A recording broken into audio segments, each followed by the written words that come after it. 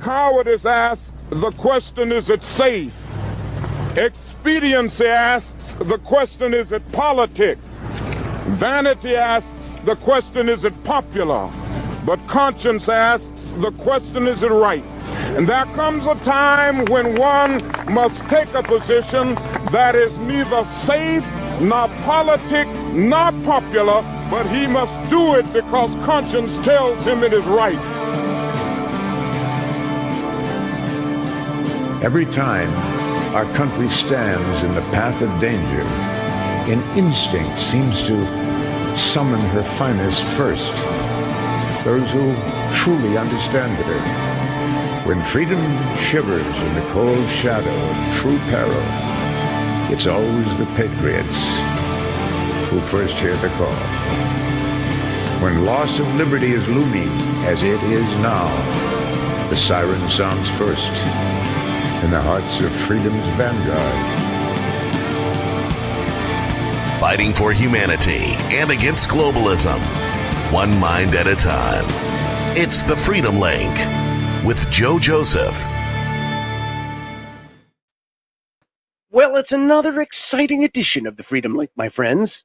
Yes, the 17th of June, 2023, and it's as lively as ever, I'd say, from a weather standpoint for sure, Scotty. You've been kind of getting blown around a little bit. What a wild week, man. So, I don't know, maybe a lot of you out there have seen this in the news, but there was a lot of tornadoes that happened in Texas and Oklahoma. Dude, did you see the spot? You know.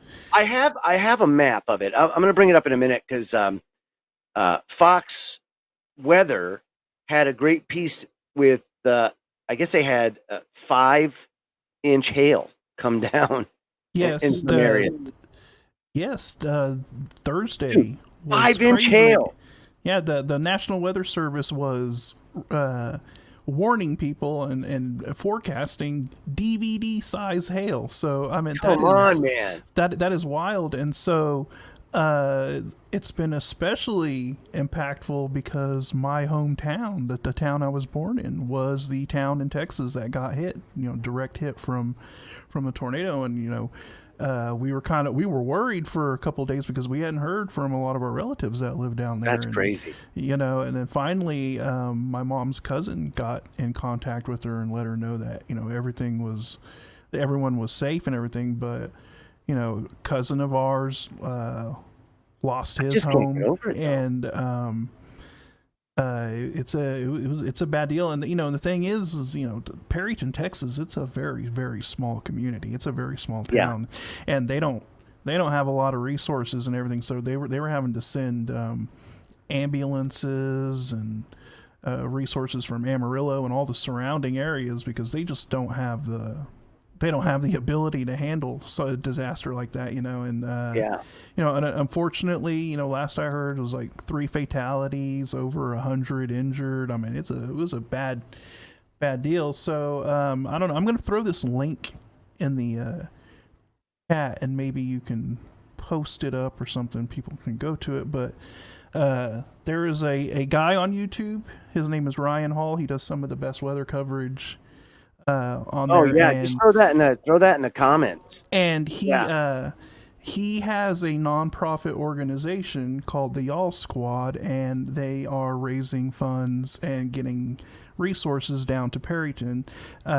He does fantastic work anyways. His I'll put it in the comments for everybody to see. They are dedicated to storm relief, and anytime there's a tornado that goes through a city or whatever, they raise a lot of funds and get the stuff needed there directly.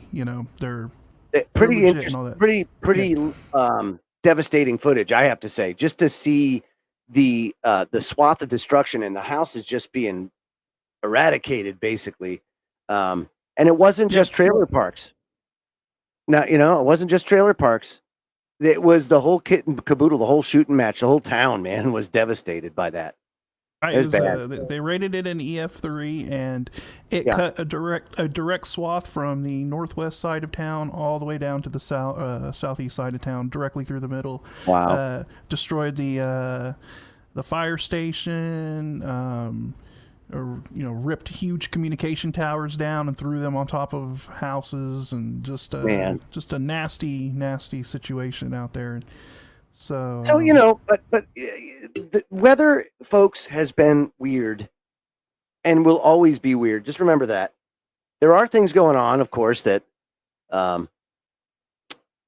make it worse, contribute, right. Cyclical things, human factors too, right? There's a lot of human factors that go into it. And I'm not talking about man, bear, pig. That's all like right. That's a distraction, right?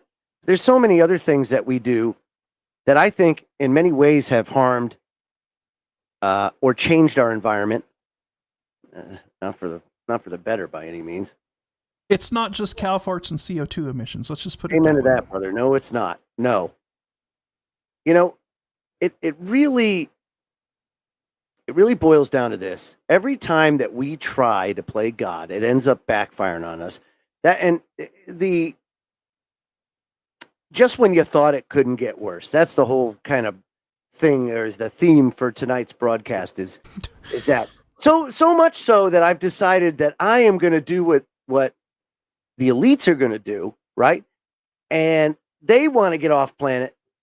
So I'm in orbit right now because I am not going to be caught down there on planet Earth with all these shenanigans going on. So I automated the old Enterprise. And however, there are a few positive things that I do want to get into later that at least will raise some people's hopes in this time of and it's funny. It's just some funny stuff that I see happening that is backfiring on these clowns, and we'll address that because very good. Yeah. So and of course tonight we also have freedom fighters. We like to highlight some of the freedom fighters out there. And in that vein, we're going to have a Ben Fulford update. And we'll break down the latest from Big Ben. And Popeye may be joining us as well. Depends on if the chickens don't take him hostage too long. From Big Ben to the chicken pen. Big Ben to the chicken pen. And tonight our story starts off with Mr. Kissinger. Mr. Kissinger, who just recently turned 100 years old, Henry Kissinger, former U.S. Secretary of State under President Nixon, is widely considered one of the architects of the modern Western system. And amazingly sharp mind, even at 100. And some people, they just don't get dull. Some of them actually are. And I've known people that were 100 years old and still wouldn't miss a trick, Couldn't move, but couldn't miss a trick either. I mean, he looks like a bullfrog that's melting in his own chair, like a pancake. But his mind is still as sharp as ever. Absolutely, and he's still very influential. As a matter of fact, the last Bilderberg meeting, and of course, he's one of the fixtures there for sure. He was there, and it was a big to-do. And one of the things that he's been harping on lately is China. And he was instrumental in breaking down the barrier between the Maoist Chinese and the United States that started to usher in this new era, should we say, of almost like a glasnost, if you will, right? Between this global dynamic between the two countries. Yeah, and that's where really it emerged. This third world type of philosophy slant. We're gonna go ahead and we're gonna make a lot of money off slave labor. So they did it. If you look back at history and you think about prices. The prices of things in the 1980s, 1970s, primarily the stuff that got imported, Taiwan, Japan, right? But they were all really more second world, first world. Everybody was kind of emerging from World War II, post World War II. Right, And when they set them countries, when they set up Japan, you know, and whatnot after World War II, they set them up to be like a manufacturing powerhouse of you know, to do trade with the United because States. Of their engineering. Their engineering was their strong suit. Unbelievable engineering capacity from the Japanese. But you didn't have labor rates like you had when China entered the game.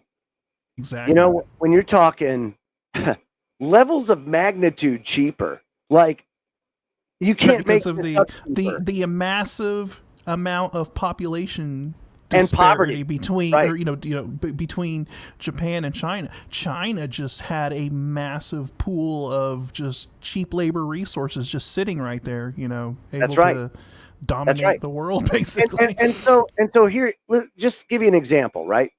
And this is something that I think is very interesting when it comes to what used to be the historical norm of things, especially when it comes to like retail. Let's take retail for a second. It used to be the golden rule prior to China entering the game that whatever you bought, you basically marked it up 100%. And that 100% paid for your overhead, you know, your labor, taxes, upkeep, your salary, growth, any sort of thing you would, but it would all be covered under that 100%. And typically it was fine and everybody was okay. But then the Chinese entered the game and things got so, first of all, they knew in the 90s, it was like right around Clinton just took over the White House, and they knew they had a problem because we were getting to the point where you really couldn't afford anything. People's wages were not going up near fast enough to compensate for inflation and for basically a failing economy at that time. And it was globalism like NAFTA and CAFTA, these free trade agreements that were brought into place that really helped bolster the economy, but not like it could have. And here's how. Paintbrush, right? So an American manufacturer can make this paintbrush, and this paintbrush sold for $9. They can make it for, say, $4.50. So, and then when at the store you pay $9.98 or something like that, when all said and done. China is making these paintbrushes for 75 cents, right? And that's probably they're making bank on that at 75 cents. Yeah, American. Well, I can't fathom it, but they are. And so it's such a massive either undercut. American, you have to either have to automate the crap out of it, or you have to sell 1 billion paintbrushes at $1 or something like that, and hope to hell that you make it on penny margins. And so they go and they set up factories over in China, these big box retailers, and even down to dollar stores. Dollar stores have huge factories in China that are just churning this stuff out at pennies on the dollar, and dollar stores make bank on it because it doesn't cost them spit because the labor is so cheap. And so the paintbrush, $9.98. That's assuming that the Americans make it. They go ahead and they take that one that could be made for, say, 75 cents, and they sell it. And they, hey, look, we've got this new supplier, blah, blah. And this paintbrush is now only $7.99. So now the margin just went from 100% to almost like 1,000, you know, or like 500 to 1,000%. And that's what you're seeing. That's why you have so many companies now that are Wall Street centric. That means that they're tied to Wall Street, publicly traded. You've got these shareholders now that are so addicted to these returns, these astronomical returns that historically really didn't exist except for here and there. You might have got lucky every once in a while. Well, it's become the norm now. And we're getting to that point now where it's not happening, where we're at that stage where you kind of need that other slave country to come in and take it away. You've got Vietnam that's emerging, right? But Vietnam is not near the powerhouse that China was, as far as from a labor controlled population. Right. What else you got? Maybe India, right? India, yeah, but not as cheap. You won't get them as cheap as China was. Right. Exactly. And then So you're never going to find anything to rival China's ability to do that, because there's really no country that has the manpower and that resource that China has of just sheer volumes of cheap labor and people to carry it out. It's you can't outdo the most populous country. No, and to boot, you've got a couple of other things. Sri Lanka, Joe Fox, thank you very much. You also have the fact that they've got quite a crisis on their hands on multiple fronts.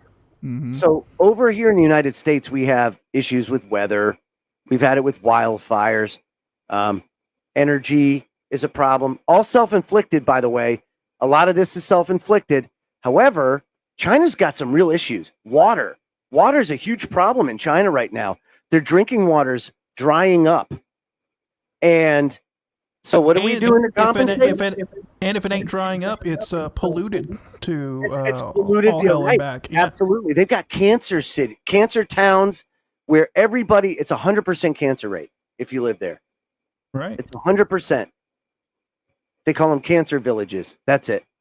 And you would think, China, they get a lot of rain, they get a lot of rice and all of this stuff, but no, their water system is not very good. No, it's bad. The YouTuber over that was kind of exposing this, they were putting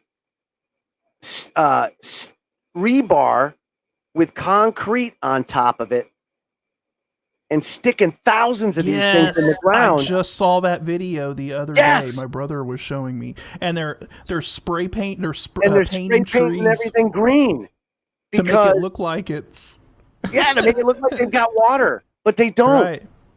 I mean, it's bad. It's bad. So that's number one. Number two, they've got a population issue now because of the one-child policy and the fact that, the whole communist Chinese system is not very friendly to population growth. It's really not what communism's all about.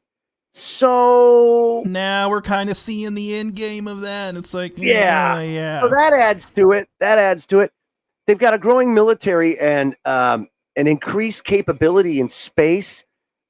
They have everything, if you ask me, that they need to be able to expand. And eventually, I feel like they're going to have to do something because of the situation. I've heard a lot of rumblings of a coup of the military kind, which could happen. But then, what does that mean, right? But then, what does that mean? Yeah, who takes over from that point? Right? So yeah. And when you're at that power point, if like Chairman Z, right? So no one's going to give him any bad news. You give him bad news, you get shot.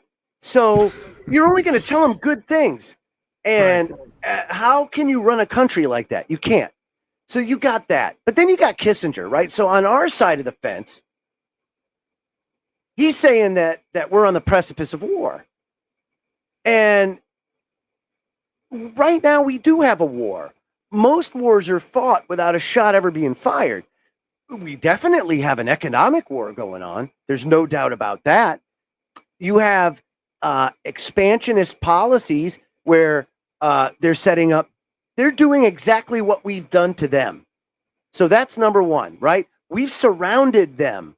We've surrounded Russia with bases and put missiles there and military and spy capabilities, and we have satellites all through space. There's nothing we don't hear or miss. That's what Buffdale, Utah is for. That collects everything. And then that AI separates it all out. It's its database. It's unbelievable, the capability that exists in Buffdale, Utah. And Kissinger's saying that if the U.S. and China both continue to pursue their current policies, a war could break out. This was a Bloomberg interview, and he warned that on the current trajectory of relations, I think some military conflict is probably U.S. relations. Probably. You got to talk like you can't control your mouth anymore. But what he says is right. And he says, he claims that China-U.S. relations have reached a unique situation as both countries view each other as or with deep suspicion. The biggest threat to China is America and its perception. And the same is true here in the U.S. But if you think about it, no one could win a war like that, because this isn't Alexander the Great, right? Going and marching and two armies kind of going head to head. This becomes a very, very dangerous type of thing where it's just going to go nuclear. It has to. It's interesting because for the first time since World War II, we're looking at countries that actually have you almost have parity. Parity capabilities going against each other. Because all of the conflicts beforehand, it was always, I don't know what the actual term is called, but basically it's where one side has this very, very superior technological advantage over the other enemy, and it becomes like asymmetrical warfare, right?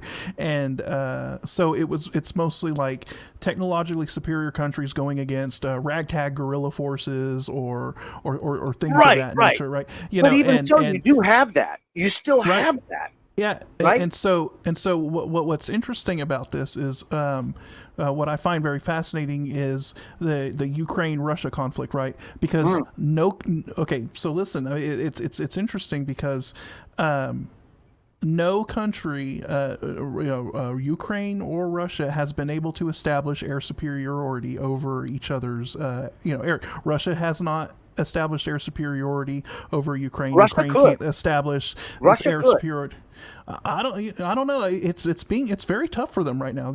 And so what you're seeing is now, because nobody has air superiority, it has devolved into trench warfare. Imagine that trench warfare occurring, making it again. Occurring in 2023. We're seeing World War I style trench warfare, but with the overlay of the horrors of modern technology. So you have them flying drones, carrying mortars and dropping them, on the trenches and all of this stuff. So it's very interesting to see how that is playing out between two countries that actually are kind of on parity with each other. And you also have guerrilla warfare too. You've got that going where you better know the terrain. Now think about that for a second. Let's just say, for example, the billion-man army starts to invade. How? First of all, how do you even get transports to the shores of the United States to do that? Unless you have some sort of like EMP event or something that knocks that capability out. But then most I think that's where Alaska is very important, because Alaska seems to be the area where you would have to bridge that gap, and it would be the very easiest way to get any sort of resources into North America in a situation like that. But even so, it's still heavily defended. So exactly, just think about the type of. It's hard to even fathom how that would happen. Then, if you are even successful for that, you have a population that has more guns than the population itself. That's the other thing.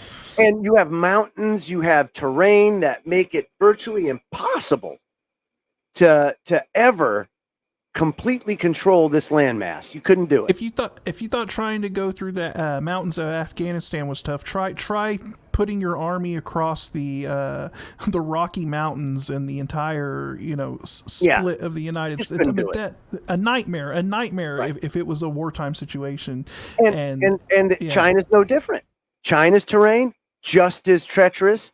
Then just add the poisonous part of it. That's the other thing too. It's freaking polluted over there, dude. Yeah, you're over there, in your jungle gear, and then all of a sudden you fall into a polluted river and you just boil you die. off like you start melting.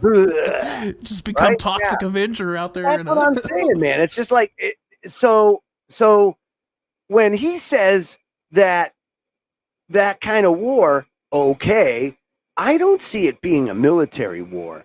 Because it would be pointless to make it a military war. There's no possible real gain there. There's no value add there. There's nothing you're doing outside of just sheer death on a mass scale. But there's nothing that you can possibly gain or add value to, except you're depleting a massive amount of resources and power. Your own resources, because it's going to take a hell of a lift to do anything like that. So when you think economic warfare, or you think this AI, why are all these experts chiming in? AI cyber warfare kind of thing going now on. That is a new terrain that we haven't really fought a full-scale war on ever. I mean, behind the scenes we have all these little battles, but nothing where one country just said, I'm just going to throw the kitchen sink at you and let's see what happens, and just totally disrupts their economy or their power or whatever. We've done it in Iran, right? We used that Stuxnet virus. And in fact, I'm going to look it up real quick. Just here recently in the news, just within the past couple of days, I've been seeing headlines about. I have it right here. U.S. Department of Energy gets two. A lot of our government agencies have been under a huge cyber attack. I got it right here. Yeah. It's U.S. Energy Department gets 2 ransom notices as Move It hack claims more victims. I don't know what Move It is, but we'll find out in a second. It says U.S. Sounds like a ransomware. It is. Yeah. The U.S. Department of Energy got ransom requests from the Russia-linked extortion group CIOP.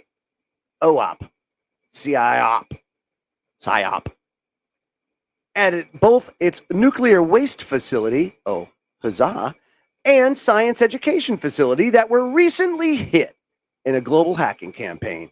The DOE contractor Oak Ridge Associated Universities and the Waste Isolation Pilot Plant, the New Mexico-based facility for disposal of defense-related radioactive nuclear waste. Oh boy, we're hitting the attack, which first reported the attack on Thursday.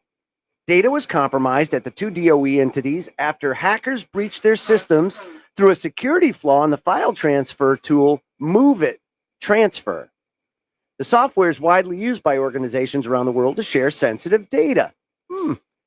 So the U.S. government departments to the UK's telecom regulator and energy giant Shell, or a range of victims, have emerged since Burlington, Massachusetts-based Progress Software found that security flaw last month.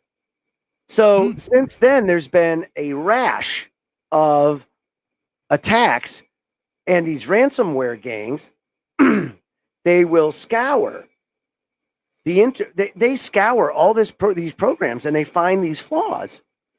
And you can only hope and pray that you find them before they do. So the ransom request came via email to each facility without revealing how much money was demanded. They came in individually, not as a kind of blind carbon copy, the spokesperson said. And the 2 entities that received them did not engage. So right now, the DOE, which manages U.S. nuclear weapons and waste sites related to the military, notified Congress of the breach. And the CISA, the Cybersecurity and Infrastructure Security Agency, yes, they are investigating. So these things are going to happen. Now, this is a lot like guerrilla warfare, right?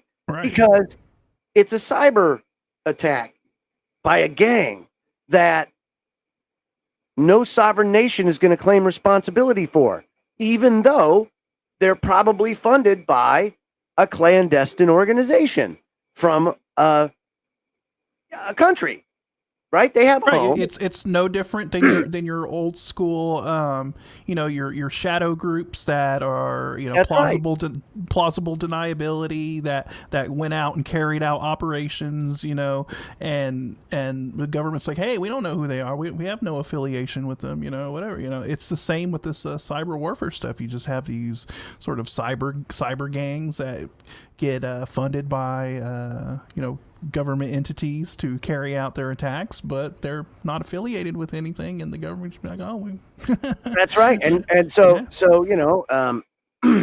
there he is. Hammer and Hank.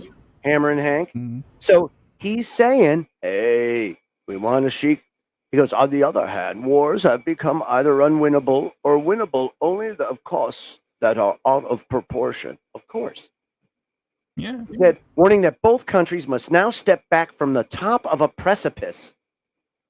Kissinger insisted that the current trajectory of the relations must be altered and pointed to signs that both sides are seeking de-escalation. And I'll be honest with you, they may be talking about that, but then you've got the whole Biden thing, right? And the fact that he's sold out. This is a guy that there is evidence in copious amounts, and we're not even talking about laptops. We could. That's bad enough, right? But it's very like the Clinton Global Initiative, right? And everybody remembers what that was all about: pay to play. And the Biden family was no different. When your Penn Biden Center, when you're in a position of power, Scotty, that stuff, right? You're in a position of power. What happens? What happens? You're going to use whatever tools necessary to do that and benefit the people you love or that are convenient to you. Mm-hmm. If you can love, I don't know. It looks like he loves a lot. He likes to live. But oh yeah, AI is supposedly the worst case scenario for so many of these experts. And it is a tool that people like the Bidens or others in positions of power to exploit and control. And eventually, it will do all the controlling. And I want to go through this with everybody because this is the week. It's kind of like your mainstream. This is your mainstream establishment type of what they're saying. And then we'll get into why, it's probably a lot worse than that. Or maybe it's not. I don't know. Elon Musk says that, most people are already cyborgs. And I agree. We're already cyborgs because people can't put their phones down. They're attached to you. You already have de facto AI. It's already there, Okay, so the lookup time's a little slow because, the human interface part of it isn't like instant where you're thinking it, but it's going to come with time. In the meantime, most people have 24 access to Siri in their pocket, and that's right. The web of things can tell them anything that they want to know at the push of a button. And so we're really jacked into this whole technological thing. So yeah, that's right. So the Week writes this. He says artificial intelligence architects warn it could be human extinction, the cause of human extinction. How might that happen? Well, here's everything you need to know. So he says. Says they fear that AI will become so super intelligent and powerful that it becomes autonomous and causes mass social disruption or even the eradication of the human race. So the Terminator aspect of it, right? Says when might this happen? So Hinton, Jeffrey Hinton, the godfather of AI, so they say, right? He's the one that left Google and started sounding the alarm about it. Hinton used to think the danger was at least 30 years away.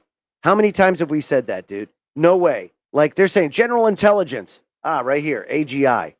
Yeah, we've repeated that ad nauseum that they're 30 years ahead of what we think that they're at, Absolutely. So he says 5 years. No way, dude. I'm saying in the next year, 2 tops, you've got AGI. Because look at how fast this is moving. And remember, they're using AI to advance itself or advance the engineering aspect of it. I mean, remember those videos that we were watching with Kriston and Popeye? And, yes, last week.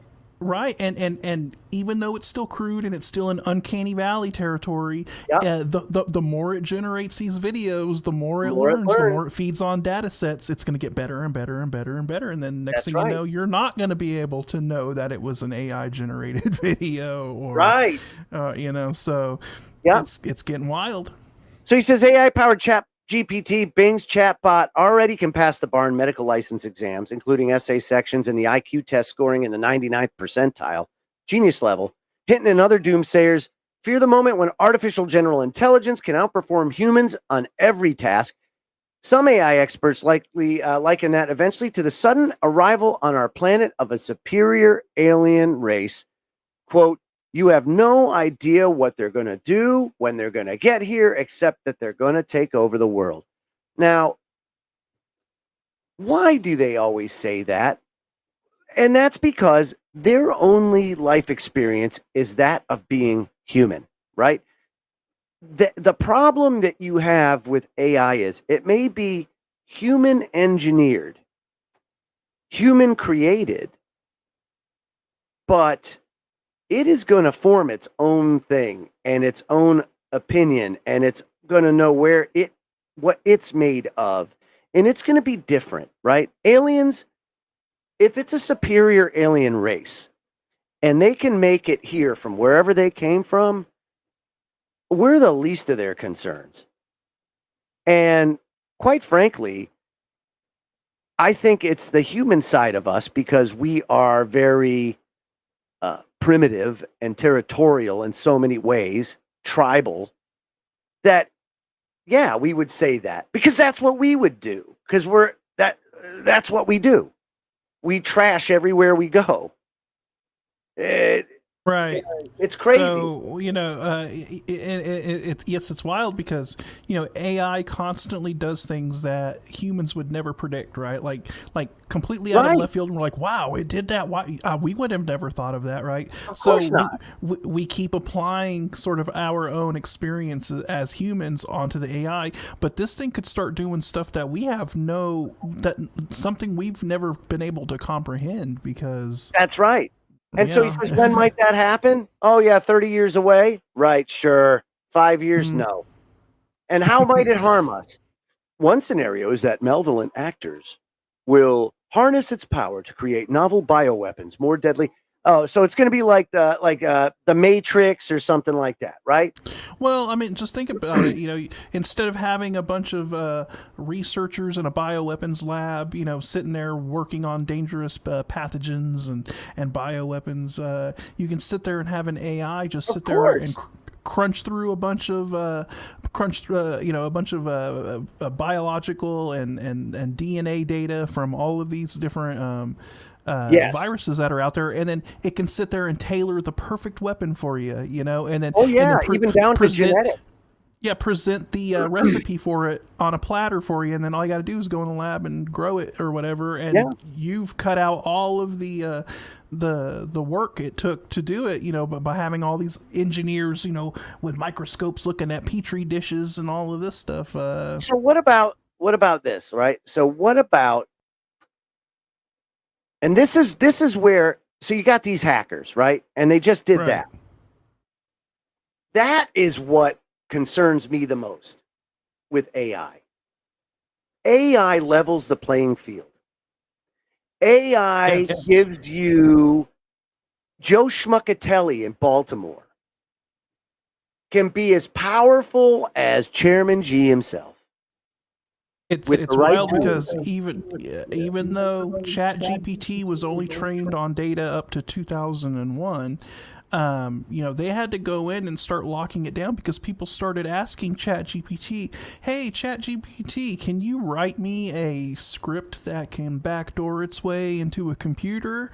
And ChatGPT was like, "What I'm doing might be unethical, but you prod it a little more, you tell it the right things. The next thing you know, ChatGPT's writing an exploit, into some system that the human would have never thought of, but it has all the data, it has all the code. Because think about it, you got sites like Stack Overflow, GitHub, all of this that has just raw code that coders out there put up for people to scour through and utilize, and ChatGPT had all of the access to it. So if it finds any exploit, it's an AI. Of course it's going to find an exploit. But anybody is powerful at that point. Anybody can utilize. Because, so now how do you lock it down? How do you can't. That's the scary part. Because anybody can do it. I thought that CRISPR kits were incredibly scary when they first came out. And really they are, because you could go buy one on Amazon if you wanted to. And if you're savvy, it's even more scary now because you can have the AI spit you out the thing you need to do for the CRISPR kit. You don't have to, like I said, you don't have to do all of the pre steps and the research to you're just like, oh hey, look, now I can just go to my CRISPR kit, do what the AI told me to do, and splice the things it told me to splice together. To me, that's a real threat. That's a real threat. It's not economy. They control the economy. Well, to a point. Food insecurity, that's getting bad. Right. Global food shortage. And also to your point about these nuclear facilities and stuff that are getting messed around with, right? Why even worry about getting into a nuclear conflict and having to fire a single missile whenever you can wreak havoc on the other nation's nuclear arsenal and possibly have stuff, have them detonate right there in their own country, or use their own systems against them, or anything like that, and that can all be done through, like cyber warfare or whatever. But, luckily, from what I've heard, a lot of our nuclear facilities are running on old archaic systems because of just this very scenario. It's very interesting. That's a huge, that's cool. Right. They're running on old, like 70s and 80s era DOS operating systems. As a matter of fact, didn't Putin say that he was going to bring typewriters back because of just how powerful these tools are? That like 5 1/4 inch floppy disks or whatever, the old school floppies, and that's what our nuclear arsenal is based on, which is actually genius because they're not hooked up to the modern internet, they're not hooked up on modern internet infrastructure, and so all of these exploits and stuff don't even work on those systems. So it's very interesting, but still, I mean, the amount of havoc that can be brought on an infrastructure system. Think about this. Right. Think about this. So Joe Schmuckatelli in Baltimore, right? Wants to go and blame, wants to start some havoc. Thinks he's being funny, right? Right. He's in Mama's basement. So he can pose as, or, kind of claim responsibility or whatever, but use AI to generate like a deep fake that ends up stoking a civil war. How many people have made deep fakes that you can't really determine the difference? You're going to put somebody at trial and use evidence that's fake that you can't determine is fake or not.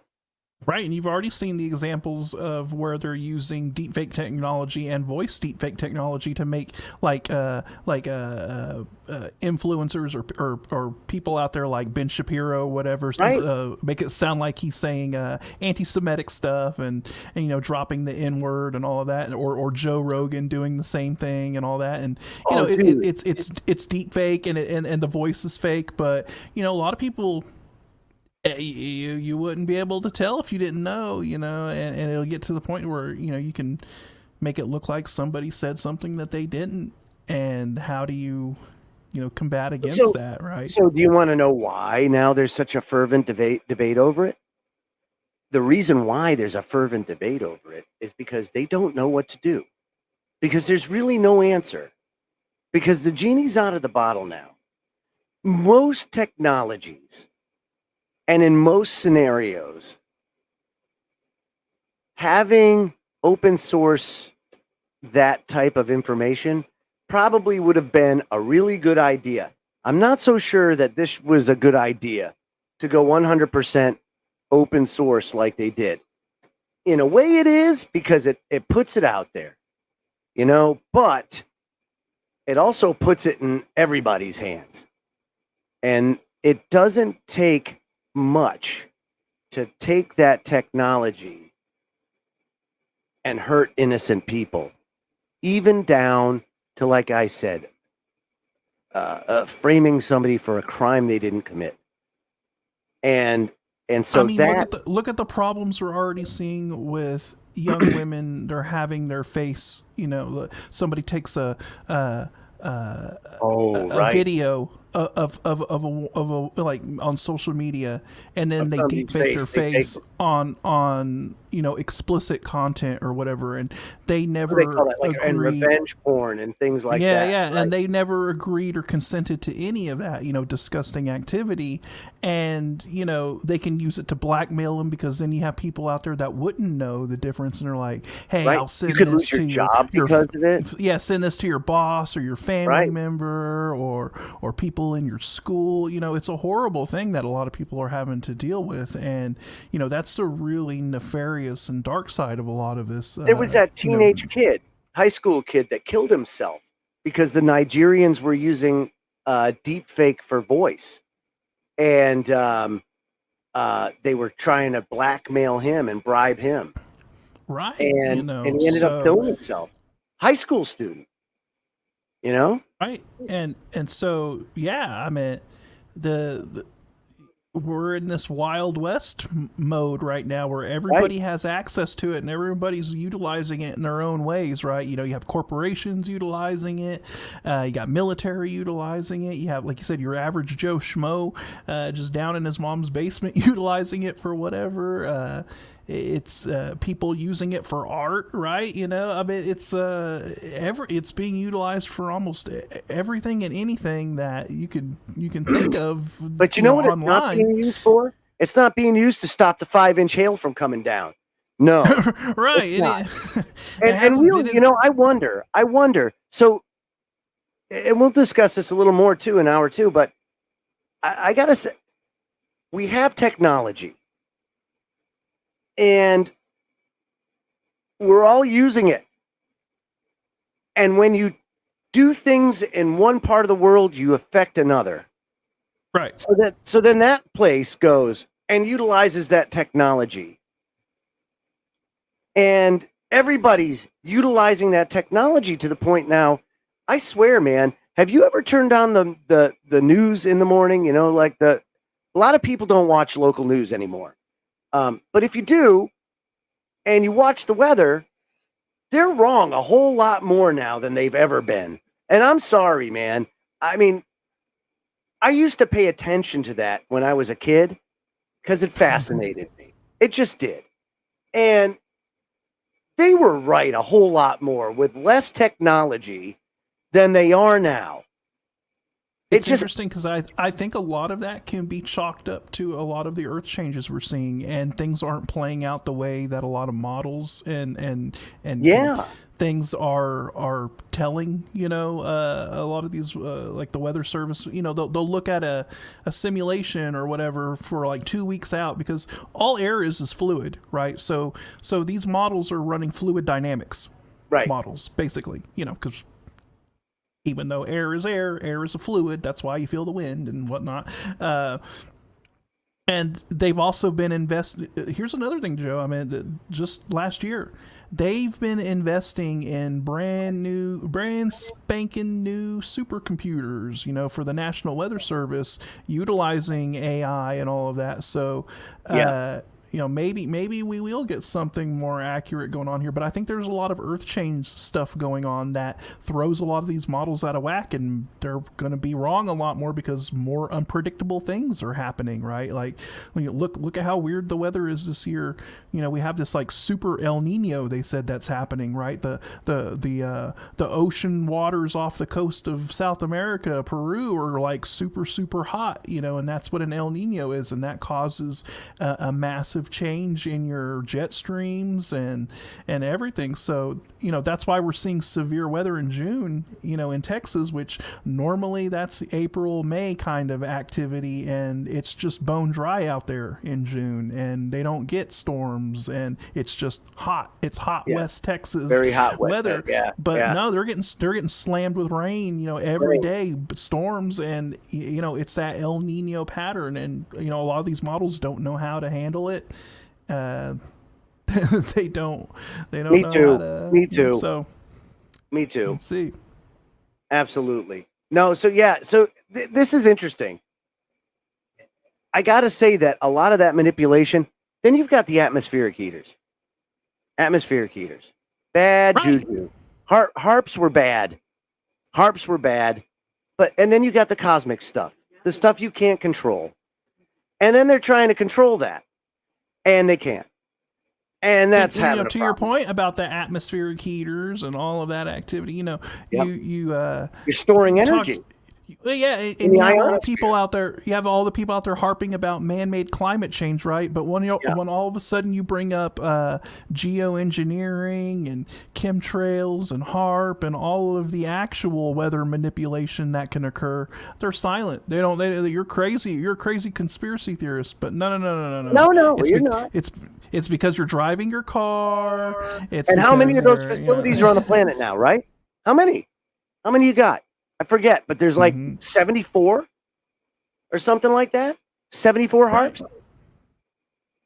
Okay, nothing bad's gonna happen there. In the facility in Alaska, that's old technology. They've compressed that down into like mobile units. It doesn't have to be this gigantic array that covers a massive chunk of land.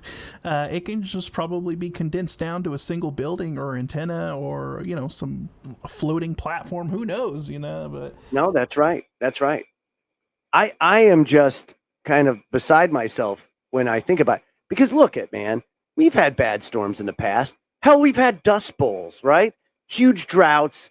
Redefined every all our food supply, everything, right? Post World War I, World War II, you have the Dust Bowl. They're not growing millet post World War II. Oh, Popeye's finding a reason why he can't come on. He says, "Oh, my Starlink's out. Oh, the storms knocked it out." See, he's got bad weather too. He's down in Florida now, but he's got the 15-minute storms, and I don't know. They've been getting pretty rocked down there. They're all part of this weird El Nino. This weird El Nino thing is affecting Florida. There's been a lot of tornadoes down there too. So Pensacola Beach had a tornado go by there, and I'm gonna try and get him to come on using his cell internet. Hold on. All right, hold on. I'm gonna give him this. So hour number 2, we might get Popeye. We might not. Who knows? Let's see. I'm gonna send him this for goodness sake, because. Gosh, wouldn't it be great to have the poopster on to talk about all this happy action fun time? And for all those out there that want a little entertainment, we have our Ben Fulford full report coming up.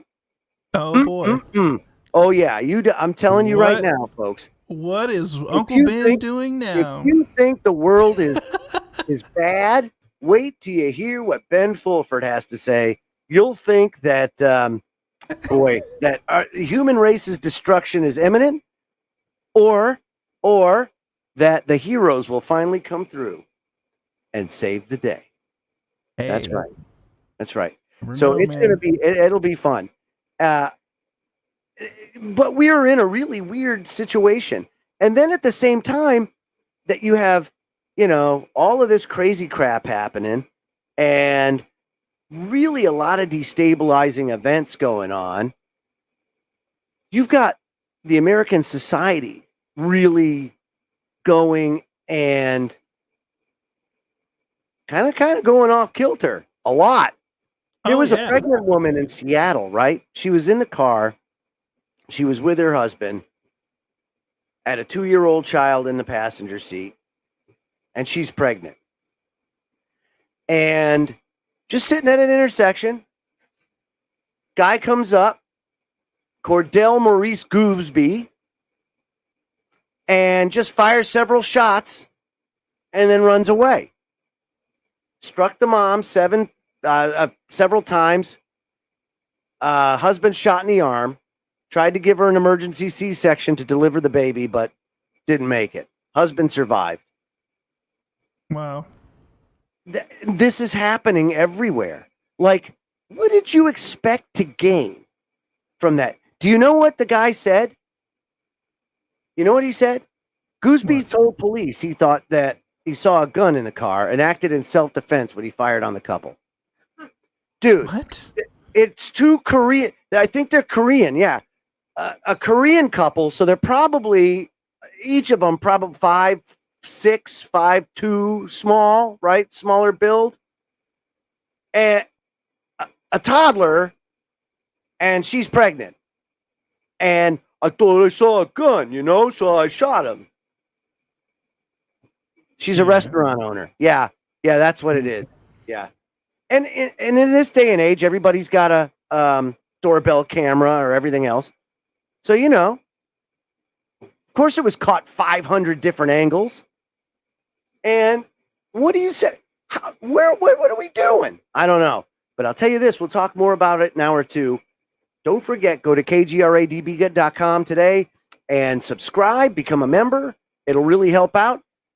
Also, you can also support the network by donating and telling your friends about it. Get them to watch. Support it today. We'll be right back. Don't go away.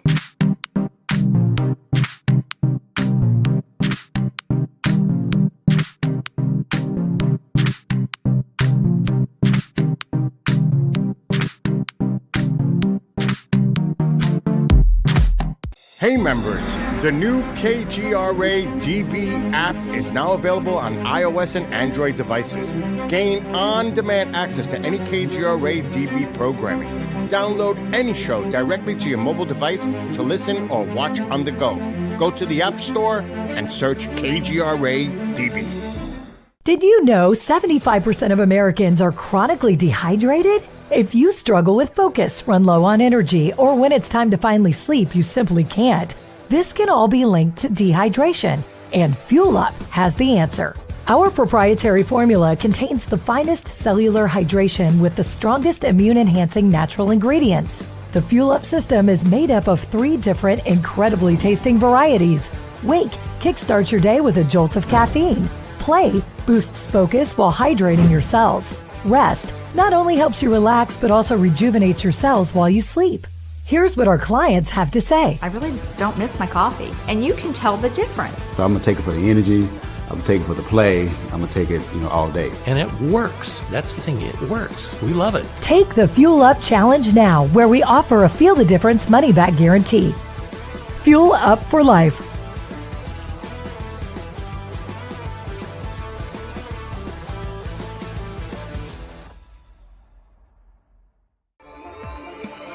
You're listening to the KGRA Digital Broadcasting Network. We provide unparalleled coverage of trending news in the world of ufology, cryptozoology, and paranormal phenomenon. Whether you're watching our video live stream or listening to one of our audio programs, you are getting the best from world-renowned researchers and hosts, guiding you through topics the mainstream won't touch. Miss one of your favorite programs? No problem. Head over to the members area at kgradb.com for access to our massive library of award-winning content. Make contact, stay connected, only at kgradb.com.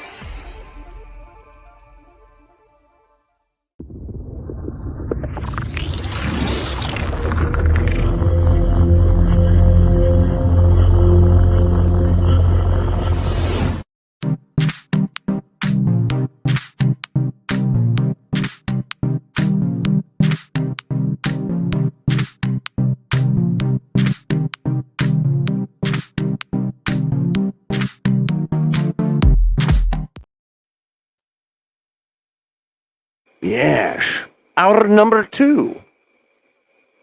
No Popeye for you. I don't think he's going to come on. I think the storm has taken out poor Pooper. But if he does come on, boy, would that be a treat. In the meantime, let's start off our number 2 with a little chuckle. And it's really not funny, but the guy that's been taking the bribes, Biden, of course, many of these non-representing representatives take the bribes, but this guy here, woof. I gotta share this, Scotty, because this is it's pretty sad. I have to tell you, the decline that we're witnessing. Wow. I mean, I don't think there's any amount of drugs that you can give this poor guy that's going to stimulate his brain. It's already mush. It's done, dude, done. Check this out. So this is Zero Hedge. It says Biden baffles U.S. audience closing speech with God Save the Queen. Oh, yeah, I saw this. How bizarre, man. This is in Connecticut, so right down the road for me. And then, of course, he's all confused. I don't know where to go. Check this out. Let's see if we can play. And if you can see the camera, they can see you. And it's the least consequential part of this whole meeting for you. I promise. All right. God save the Queen, man. Not God bless America. Right? Well, no. Where do I go? Oh, boy. Yeah, not God bless America. God save the Queen, man. That's right. Handler runs up there all quick. This way, Mr. President. This way. Oh, my goodness. Wow. Now, listen to this. This is while followers of the Lyndon LaRouche movement will see Biden's bizarre use of the statement as proof that British royals really do control the world governments, most others will rightly view it as another indicator of his declining mental health, which, yes, absolutely. Listen to this. Todd Gilman, the Washington bureau chief for the Dallas Morning News, said, quote, "Those watching online heard the final utterance of President Biden at the gun summit. God save the Queen, man. Several of you have asked me why he might have said that. I have no idea. Other foolers likewise had no idea." And though Gilman was perplexed, and this appears to be damning sign of the mental struggles Biden's facing, of course, says the indictment the incident is nowhere to be found in Gilman's own reporting on the speech. This was a gun violence summit hosted by Chris Murphy, because, Connecticut's ground zero for gun control. And it goes on to say, believe it or not, God Save the Queen wasn't even the nuttiest thing he said in Connecticut. Bragging about his administration's attack on stabilizing braces for firearms. Biden said, put a pistol on brace and it turns into a gun.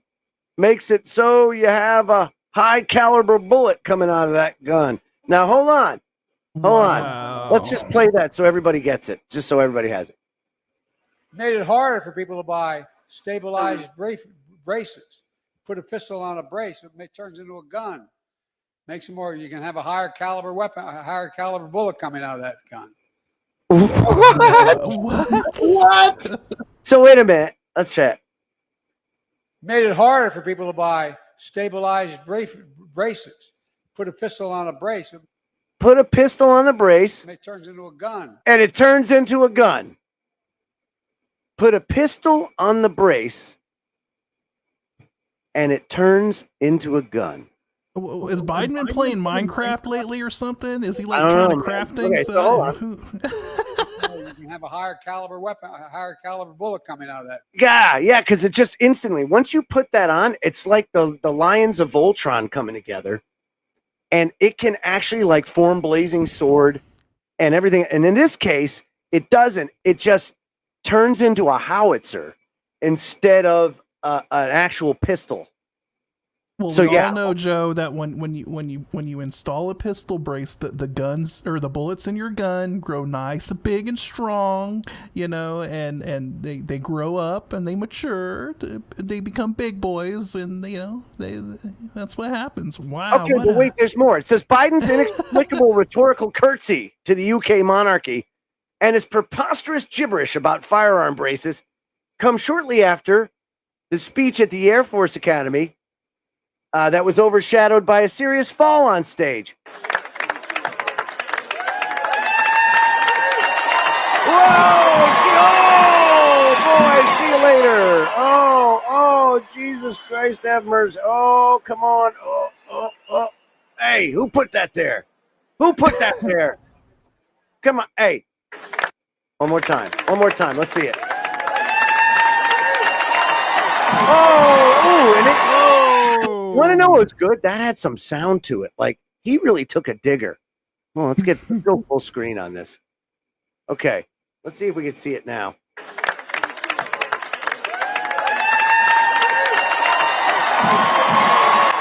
Oh, dude, he ate it. Did you see his feet went up? He ate it. He ate stage.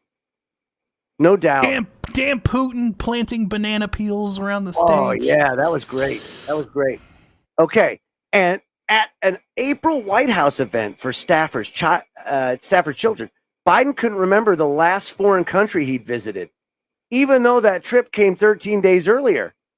Right? So here you go. Wait a minute. Here we go. The last country I've traveled, I'm thinking what's the last one I was in. I've been to 89, met with 89 heads of state so far. So I'm trying to think, where was the last place I was? It's hard to keep track. Yeah, you're right. Ireland. That's where it was. Oh, 13 days ago. 13 days ago. Was that a little kid that had to shout that out to him? Yes, it was a kid that actually shouted it out. Yeah. And then in April, a photographer caught Biden with a cheat sheet, not only telling him which reporter to call on at the press conference with South Korean President Yoon Suk Yeol, but also giving him the reporter's full question in advance. That's good. And of course, then we have this and this right here. Listen to this. All right. God save the Queen, man. There you go. All right. We just gotta God save the Queen, man. You just gotta have it. We all know if you put a pistol brace on, your gun becomes the barrel of an M1 Abrams. So the question then is this, right? They knew going into this that his mental capacity was compromised. They knew that. So they knew they had a great puppet to control for 4 years. They put in, intentionally, Kamala Harris. Because, God forbid, anything happened to Joe Biden, right? Who's your replacement? Well, Kamala. And so I think people would think twice if, they look to, I think that's why the 25th Amendment hasn't gained any ground as far as like his ability to handle things in office and everything else, because what's the alternative? And as controllable as she may be, it ain't that controllable. And there's going to be some fallout from any sort of President Harris or a Harris administration. and not in a good way, not in a good way at all. So, of course, that tempers people's passion to proceed on any sort of ground there, and I get it, zero hedge, 1967, 25th Amendment. Yeah. Let me tell you something. Look back at history. We've had presidents, a couple of presidents that were totally incapacitated. As a matter of fact, Woodrow Wilson's wife, Edith Galt, basically ran the show for over 2 years in his second term because he had such a terrible stroke. It was really, really bad. So I get it, but it's more of a laughing stock thing. He's still going to do what the shadow people in the background are going to tell him to do, on top of the countries that have paid him off and his family. He's going to do what he has to do there. But it's embarrassing. And even Putin is weighing in on this. This from the Duran. Putin predicts Biden's defeat in the Ukraine's war. And I have an excerpt from his keynote address. I'm going to give you some of it, because this is Putin's side of things at the opening session of a St. Petersburg International Economic Conference. It says, our economy and Russian businesses faced the biggest challenges during the second quarter of 2022, when their operating environment was rapidly changing, along with the ways they used to trade, transact, and arrange their logistics. They essentially had to shift to a new way of doing business and adopt a new operating mode. Colleagues, ladies and gentlemen, friends, today we can all say, in all confidence, that the strategy chosen at the time by both the state and Russian businesses proved its worth. Positive macroeconomic trends are gaining momentum and becoming increasingly apparent. In April 2023, GDP increased 3.3% annualized and is expected to add over 1% by the end of the year. This is at least what the IMF believes, with its forecast of 0.7%. I agree with our analyst who argued that the Russian economy would achieve an even higher growth rate of 1.5 or even maybe 2. This will enable our country to retain its place among the world's leading economies. Both manufacturing and retail trade increased in April, with output processing sectors growing 2.9% year on year in January to April. Let me remind you that it was the manufacturing that suffered the toughest blow due to disruptions in cooperations and value chains. So what allowed us to achieve the positive results? He says, after all, there was a lot of anxiety among business leaders a year ago. In fact, few people could anticipate how events would unfold. In this context, it was essential that we give the businesses something they could rely on, build confidence in government policy, emphasize our unwavering commitment to fundamental market mechanisms, the freedom of entrepreneurship, and guarantee that private property was protected. It's for this reason that last year, remark at the forum, I set forth the values, blah, blah, blah.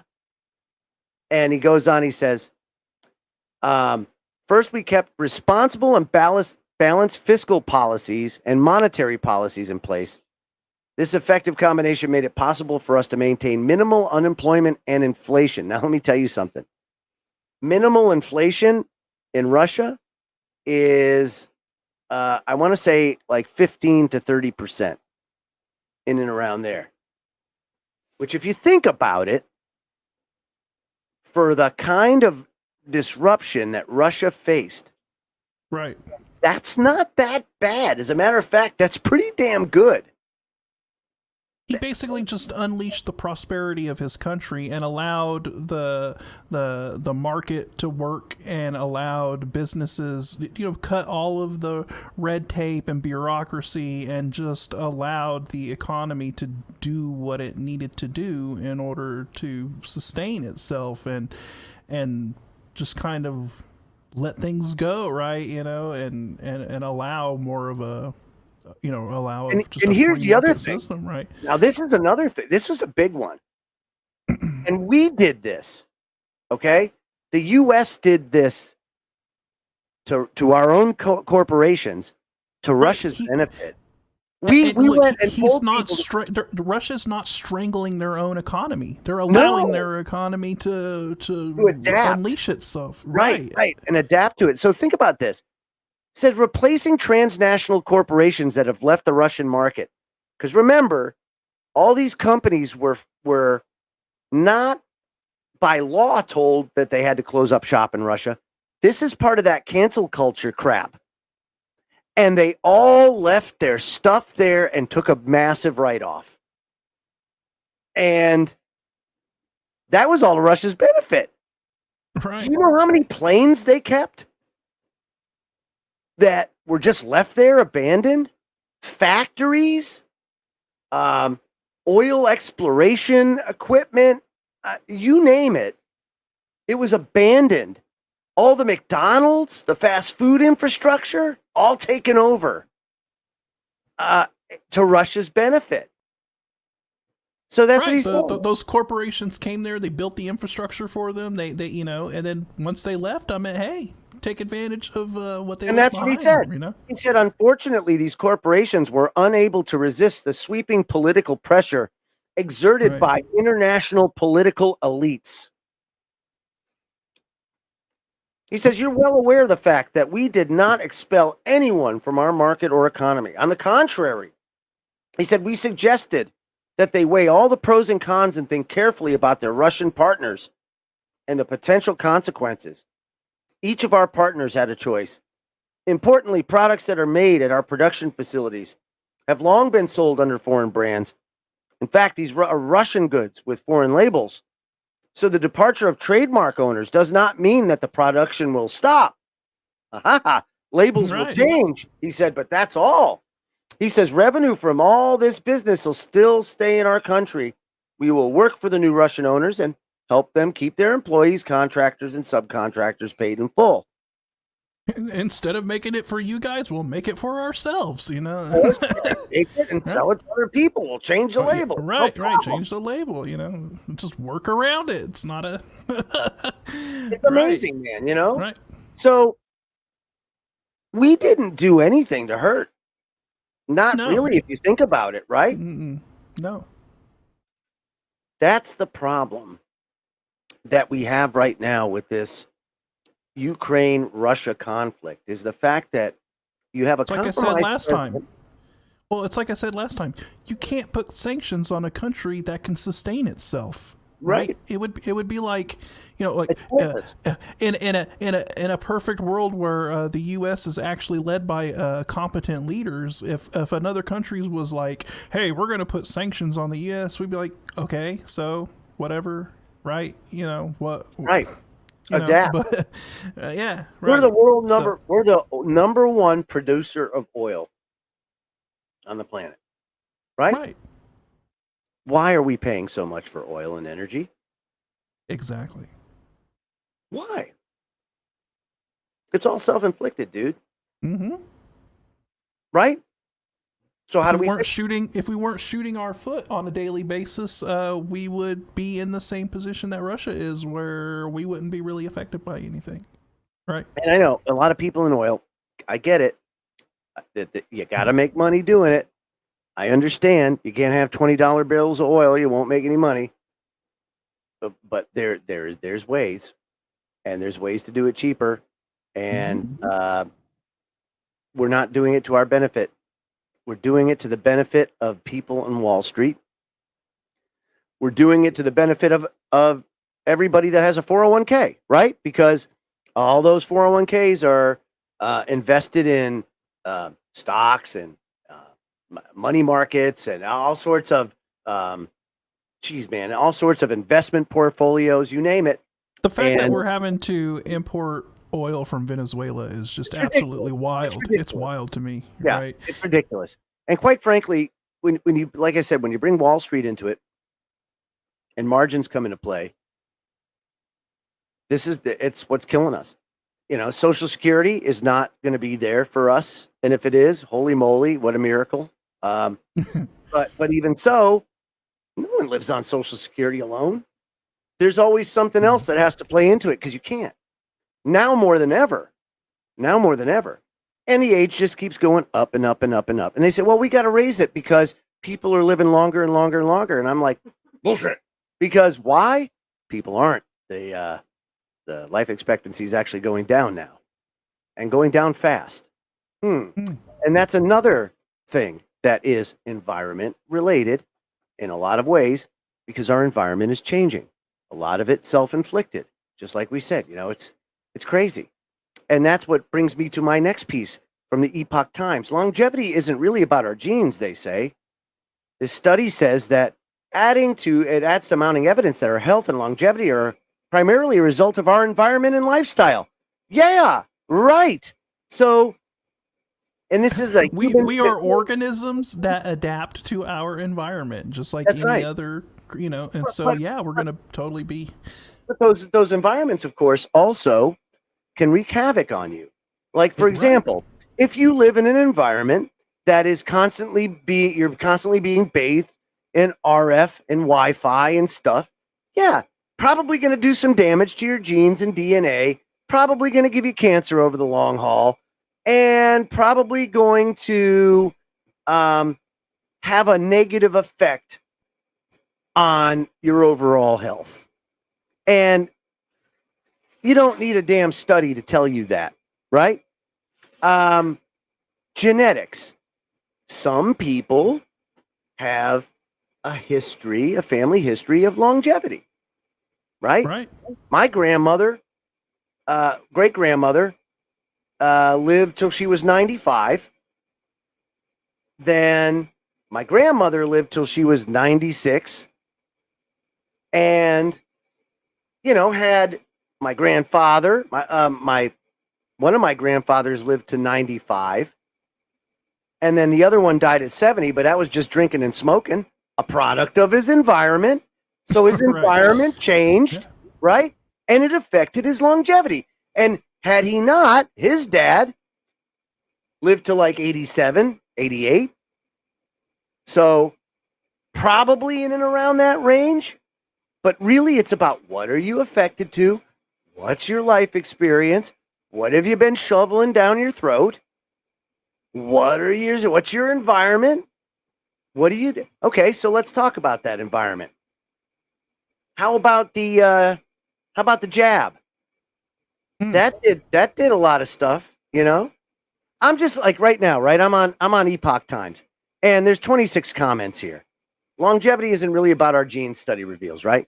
I can get into all the details. You kind of get the gist of it. So here is some comments from that. T-Shed, TS Head 123 says, heaven knows with the poison shot and what these idiots are trying to do with our food and the tyranny, we will not make 20 years. Okay. How about Chocopot 0613?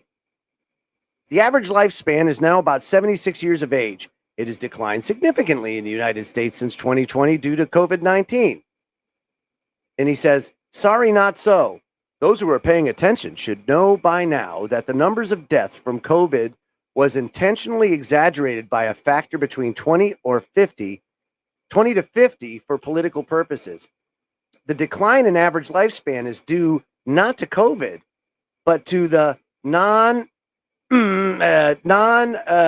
let's just say the gene therapy. We'll put it that way, which will continue killing people for many years to come. Very good. That's right.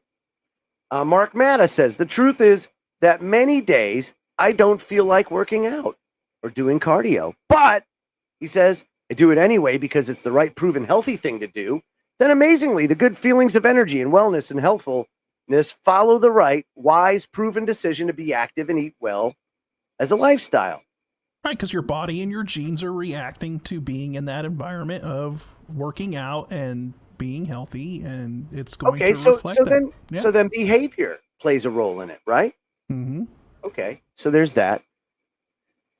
Then there's this, and this is to me probably the biggest thing that I want to say when it comes to this, and you affected by it, and my wife is affected by it, and that's 30 years ago, 20 years ago, you could treat pain a whole lot better. Millions and millions of Americans suffer with chronic pain in one way, shape, or form. You used to be able to buy laudanum over the counter. You used to be able to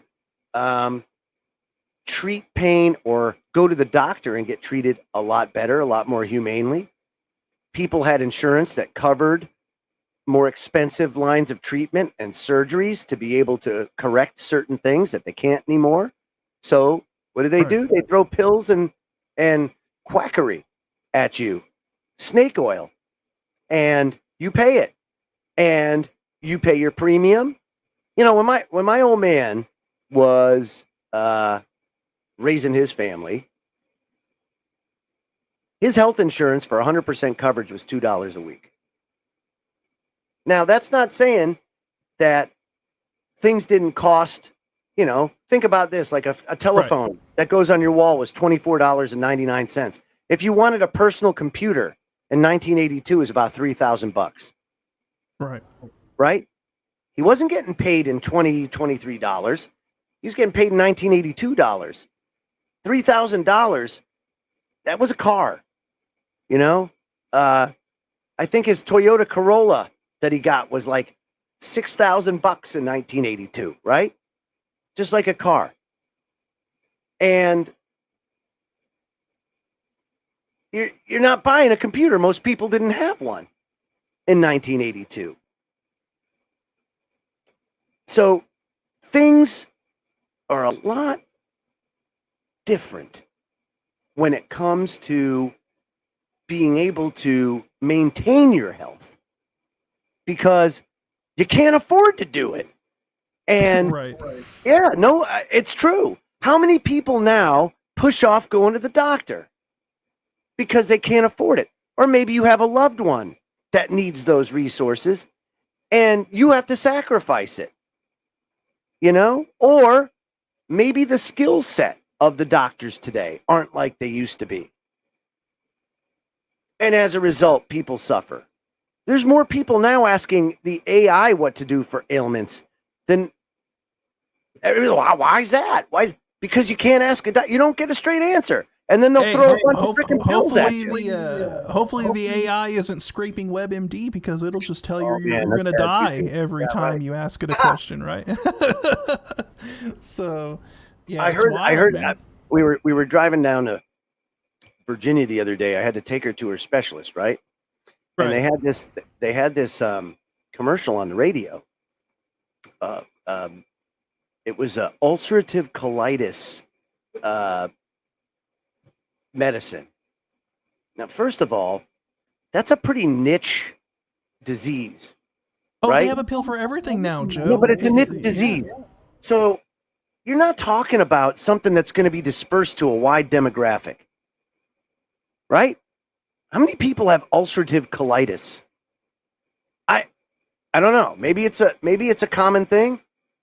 You would think like, oh, well, this pill for the common cold. Everybody gets a common cold. Okay, I could see advertising for that. Ulcerative colitis? No. You're going to reach what? You're trying to reach 100 people out of a market of how many million? And you're talking about ulcers. And then you should hear this thing. The side effects. It's just unbelievable. I mean, like, why would you take that? You really got to be hurting to take that pill. I mean, bad. I mean, in a lot of these cases, the side effects are worse than the thing you're trying to treat, you know? Oh, my God. I'm trying to find this commercial so you can hear it. Ulcerative colitis. And now we've reached this completely absurd, sort of surreal scenario to where you're seeing commercials for pills that are intended to handle the side effects of another pill, right? So they're like, if you're, what do they call it? Tardive dyskinesia, right? So if you're taking SSRIs, right, for depression or whatever, one of the side effects is you have uncontrollable muscle spasms, right? And you could suffer from it for the rest of your life. It's a permanent thing. You know, if you're taking these antidepressants, well, now they have a pill to help your uncontrollable muscle spasms. So now you're on your antidepressants that give you uncontrollable muscle spasms. Now you're on another pill to help control the muscle spasms, and it's just wild. We're in this That's what I'm saying. Situation. The hell with fix the problem. You know, we're just going to treat the symptom. Right. And if another symptom pops up, well, then we'll just patch it with another pill. That's it. They're just taping and paper clipping you till you freaking die. Right. And that's what I'm saying. Like heart disease, heart attacks are on the rise. They're skyrocketing. Then cancer drugs, can't get them. Hospitals are like, they've got like a barter system going now, just trying to get medicine for these patients. And it's everywhere. These shortages are rampant. I can tell you with an absolute certainty that we were in much better shape 20, 30 years ago than we are now, medically speaking. Even with the advancement of technologies and everything else, we are so much worse off right now on the whole, health-wise, as a country, because we just can't. The system is broken. It's broken. They have totally and completely ran the well dry, have fleeced us for everything we've got. And now it's down to only the people that make, 300, 400,000 a year at a minimum can afford to do things like, get your teeth fixed, if you need a set of teeth, or, any sort of major surgery or any sort of procedure that would cause a hospitalization, because your insurance, got a $16,000 deductible before it kicks in. Oh, great. Right. Thanks. Yeah, let me get right on that. You see it all over the place. I mean, look, my mom, she's one of those people, I'm going to the doctor. Are you crazy? No. It's which then you have the whole philosophical side of it, right? Which is, right. You reach a certain point in your life where you've had enough life experience to say, I don't give a crap. This rock sucks. This prison planet's terrible. I'm done. Or it has to reach to that point. It has to reach like a very, very critical point to where you're like, okay, I'm going to go to the doctor or go to the hospital or something. Right. Like you have to be on your deathbed type thing. Right. Holy crap, this is scary now. Uh-oh. Yeah. It's really serious. I better take myself up, kind of thing. I had a coworker that was kind of developed a dry cough. Just a little dry cough, right? And he had recently had bronchitis. Right. And he goes in, and the first thing they did was what did he do? Oh, the first thing they did was they put him on this medicine, and this medicine just didn't react well with him. So then the I guess the blood test came back, and they're like, well, we got to give you a stress test. So he goes and he does a stress test. He fails the stress test. All right. Well, now they got to do the scan, the CAT scan, right? Finds out, oh, wow, you need a triple bypass. Oh. All from a cough that he developed, right? He wasn't going to go to the doctor after that. This is like triple bypass. And now you got that to deal with. I mean, and because of the way that they do these procedures now, you're not coming out the way you came in, dude. You're going to be dealing with crap for the rest of your life. Right. Isn't it wild how something going on with your heart manifests itself as a cough, Yeah, in so many different ways, yeah. And I've seen that a lot with people who have had heart failure or heart issues and all that. They start coughing, and I don't know what the mechanism is biologically that causes that or whatever, but it's a kind of a weird fascinating kind of medical thing, but Yeah, I mean, what a bummer to, you develop a cough and you think you have bronchitis or just and something. then you end up going in and you're getting your chest ripped open. Right. That's Joe wild, Fox man. here just said it. Look at this. It's another one. Hey, if your teeth are crooked, choose your parents more carefully on your next incarnation. Yeah. Yeah. Right. Because honestly, can you afford braces these days? Oh, no, they're not covered. Right? What kind of insurance? We'll cover it 50% for the first $2,500. That's like one brace. It's like one. Right, and my mom is going to have to be dealing with some dental stuff here soon, so she's like, oh man, it's going to be a wild thing, but... It sucks, dude. It sucks. It's absolute crap. It's right. like... And we do it to ourselves because the insurance thing was never... We should have never took it down this road. Insurance should always have been catastrophic only, right? Just like you don't have insurance to go do your oil change. Your insurance doesn't pay for your oil change when you pay the car insurance. It's for when you have an accident or an incident. It's not for that. So why is health any different? And when you do that, it drives the price up. And it's been terrible. There's no free market there at all. Terrible. Mm-mm. Okay, so now it's time. We got about 20 minutes left, so we got to do our Ben Fulford report. Oh. And for those of you that don't know, this guy goes back a long ways. He used to be a Forbes editor, right? Honest to God. And even interviewed David Rockefeller himself before he passed away. That's wild. And that's huge, right? David Rockefeller, holy moly. The control freak in chief.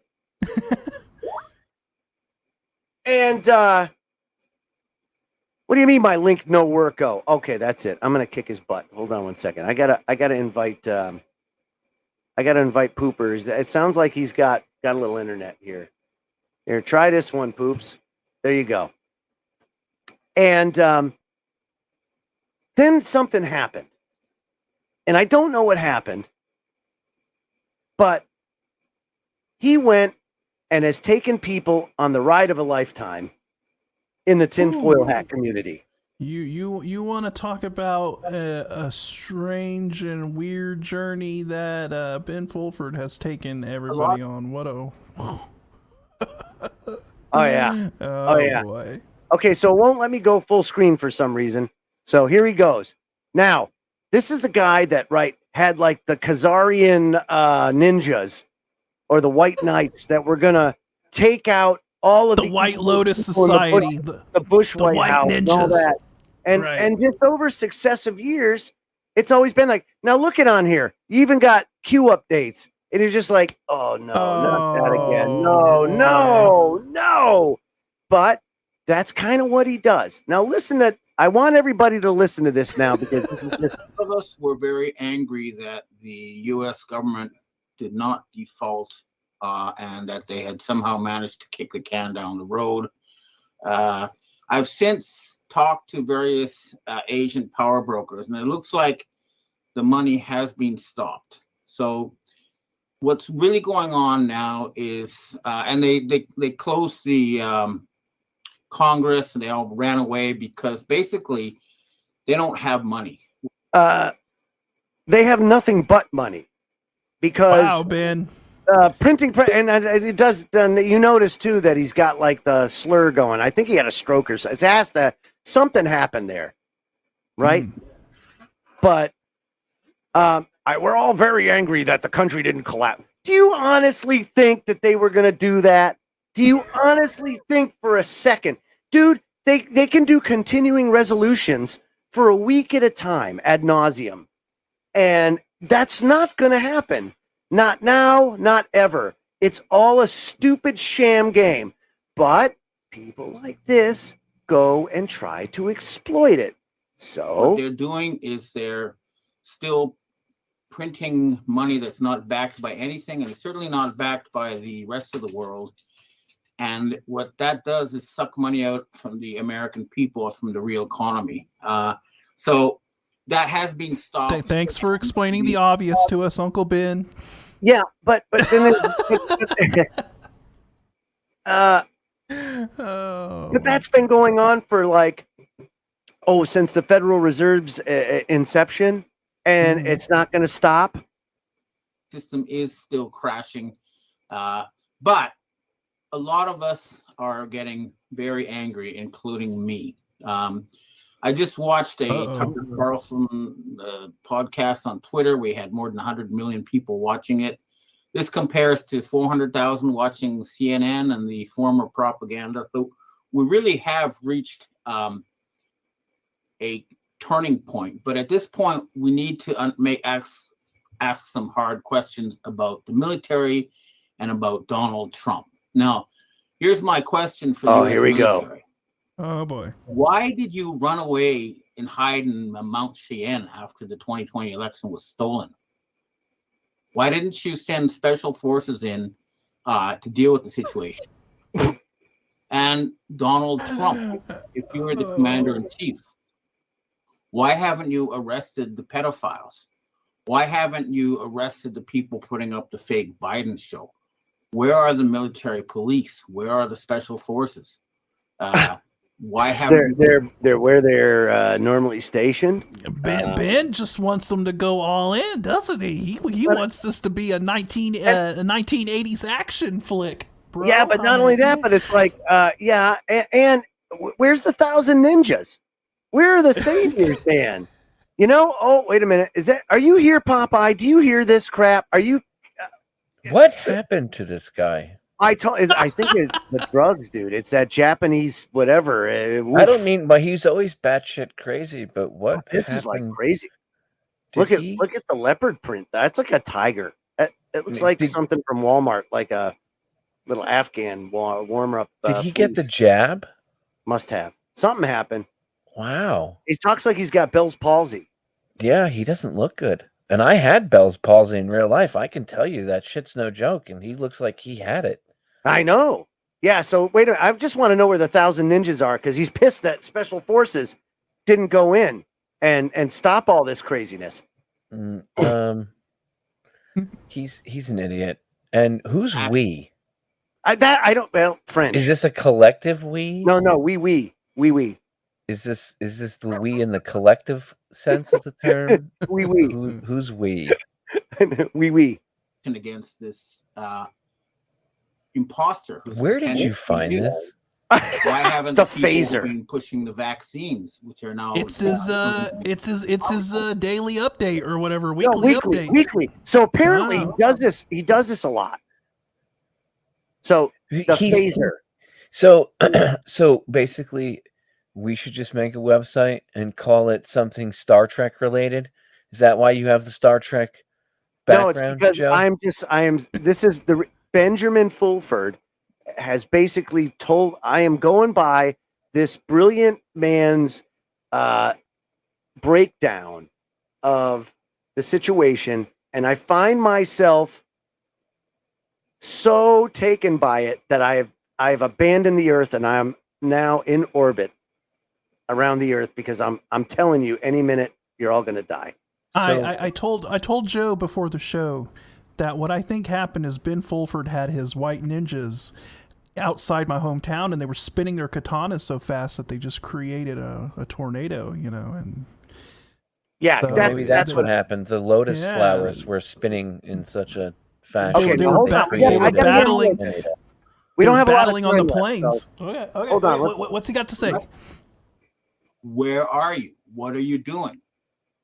Why is your son-in-law, Jared Kushner, a member of Chabad? Chabad is a cult that says they want to kill 90% of humanity and enslave the rest, so that each of them will have 2,800 slaves. What are your relations with that group? Why haven't you taken action?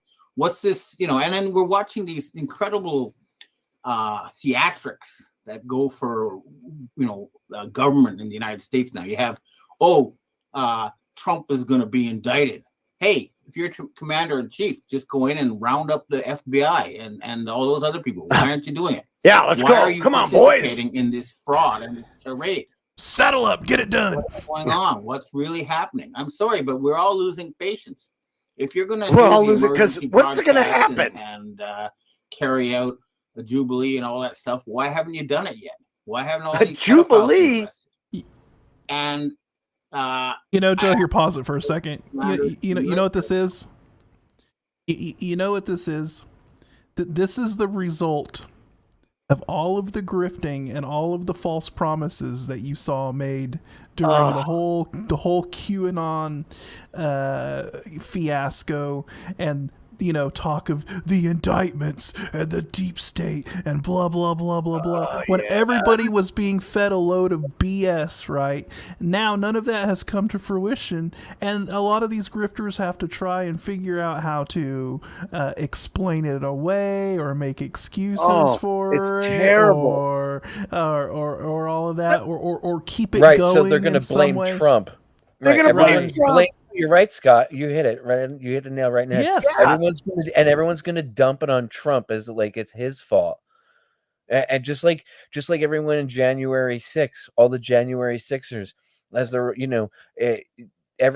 I'm not saying that the people that got arrested weren't railroaded, but their first reaction, like the shaman kid, his lawyers were like, it was Trump's fault. Their defense was, it was Trump's fault. Right. They all capitulated. They made him do it. Right. And then what happened? Instead of his lawyers being like, no, the cops let him in. No, their defense was, it was Trump's fault. Even he was like, Trump made me do it. And then what happened? Then video footage came out because of Elon and the Twitter files. Video footage came out where it's the cops literally escorting him around the Capitol. And boom, they had to let him out of jail. And now he's in a halfway house. They let him out. The QAnon shaman is out of prison. I don't know if people realize that, but that kid's been in prison for like 3 months. Yep. And he's in a halfway house because they had to let him out because they realized, oh, wow, this kid was pretty much, they threw him in prison and he was set up. Right. But his attorneys, when they were pleading because they thought he was done for, they were like, it's Trump's fault. It's Trump's fault. It was all Trump's fault. And you're right, Scott, it's the same thing. Now all these grifters that were grifting hardcore for years with the whole QAnon bull. And oh my God, 2 weeks, 2 more weeks. Trust the plan. 2 more weeks. The indictments are coming. The mass arrests. The buses, the prison buses are coming to D.C. They're going to arrest all the pedophiles. Where's the special forces? 15 jets. They're going to be coming in with the black helicopters. They're going to be arresting everybody. I'm like, where's the 1,000 ninjas? Where did they go? If there's one thing I remember Kev hating, it was Q. Kev, I remember Kev would have like an aneurysm. Yeah, you will speak not that letter. Kev was one of the first to call it out. Me and him used to call it out way back in the day. Because he got stung by the Red Dragon Boy. Whenever Unirock did his whole deep dive into it and actually figured out who Q was and the different people who the codes the for pushers. Well, the trip codes on 8chan where Q was posting. I mean, you had hackers and 4chaners and people figuring out who was doing the posting a long time ago, and knew that it was so. Okay, hold on. I got to get more. Because we're almost out of time. I think at this point, I'm publicly asking Colonel Douglas McGregor to get on the phone with his colleagues and who's Douglas? Who's that guy? Colonel Douglas McGregor?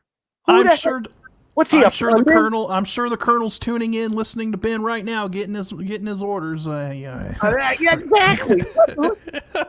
Get the real military to take action because we now have 40 out of 50 states who are saying that the election was stolen, and yet the higher commanders aren't doing anything. The real military, as opposed to the fake one.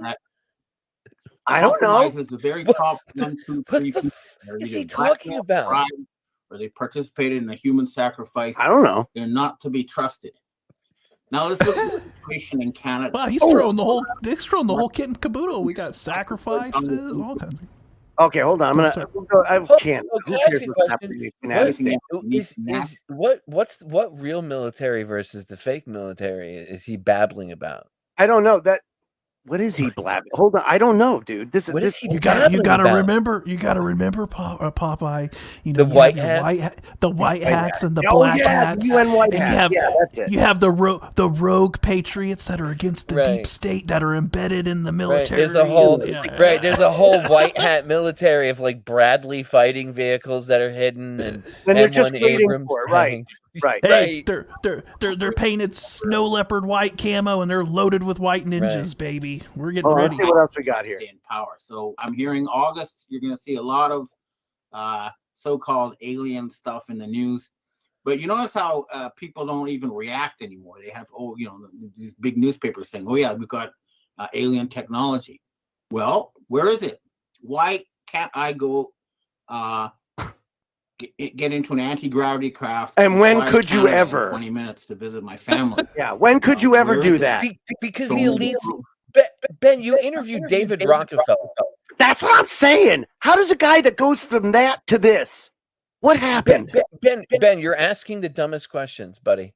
You interviewed David Rockefeller, and you're going to ask how come you can't have access to anti-gravity technology? Duh. From a guy who told us that they set off nukes under Washington D.C. in a gigantic clandestine, ninja clan battle. That's right. You would think Ben would be the first to have access to that anti-grav technology, right? Right. I thought you and the White Lotus Society were kicking ass. In the military, we appreciate that Elon Musk has allowed Twitter to be a major venue for truth. We know that the DARPA people behind him are now with the white hats, but we need more action, and not enough is happening. The white hats. Oh my God! So he's still pushing the white hat thing. Amazing. Of the Rockefeller family, the people at BlackRock and Vanguard, and more than anything else, you need to nationalize the corporations temporarily.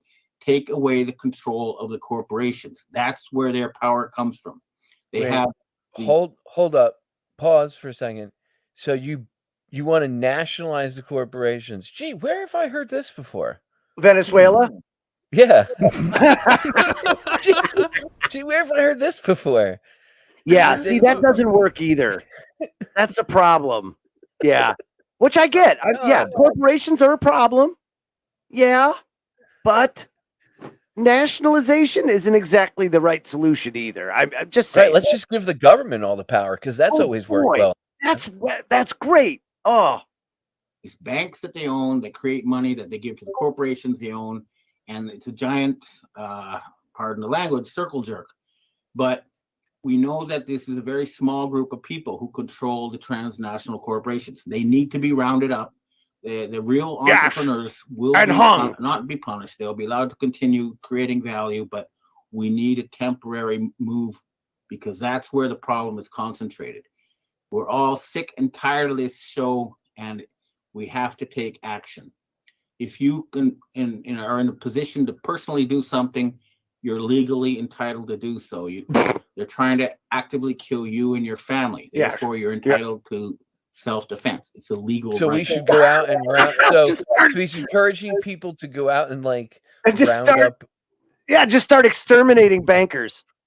All right, that's wow. It's your legal right. You'll be okay. Hey, if you go kill your banker, it's gonna be okay.